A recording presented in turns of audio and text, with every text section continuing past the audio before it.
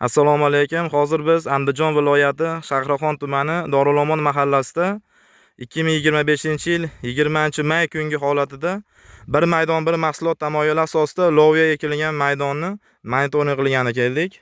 Ushbu loyiha Sanoat qurilish bank hamkorligida Andijon viloyati Shahraxon tumani Dorilomon mahallasida 77-sonli konturda amalga oshirilmoqda. Loviya ekilgan bu yer maydonimizda hajmi 10 gektarni tashkil etadi. Uzunligi 318 metr, bu tomoni bo'yi 315 metrni tashkil qiladi. Loyiha menejeri G'offorov Islombek bu yerdagi ekinlar zamonaviy usullar bilan parvarishlanib kelmoqda.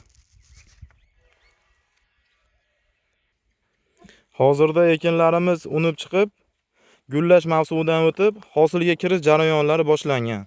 Ekinlarni yetishtirish 85-90 kunda pishib yetilib, hosilni yig'ib olinadi. Hozirgi kunda mineral o'g'itlar bilan oziqlantirib, sug'orish ishlari olib borilmoqda. Ushbu loyiha 41 ta dehqon xo'jaliklarining yer egalarini biriktirilgan bo'lib, har bir dehqon egasi uchun o'rtacha 24 sotixdan to'g'ri keladi. Loyihani amaliga oshirish uchun lider tadbirkor Dorilomon Jamshid barakasi ishlab chiqarish kooperativi biriktirilgan bo'lib, ushbu loyiha bo'yicha har bir gektardan 3,5-4 tonna hosil olish rejalashtirilgan. Mazkur ekinni yig'ishtirib olingandan so'ng ikkinchi ekinga kungaboqar serhosil urug'lari olib kelib ekiladi. Uchinchi hosilga esa 90 bosti shaklida sarimsoq piyoz ekiladi. Yuqori daromadli ekin turini ekish orqali yer egalari daromadini yanada oshirib boradi.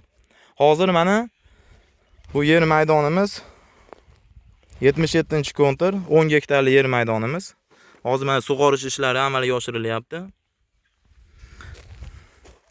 Bu yerda mana gullash davridan o'tib, o'sha mana loviya urug'larimiz hosil berishni boshlagan.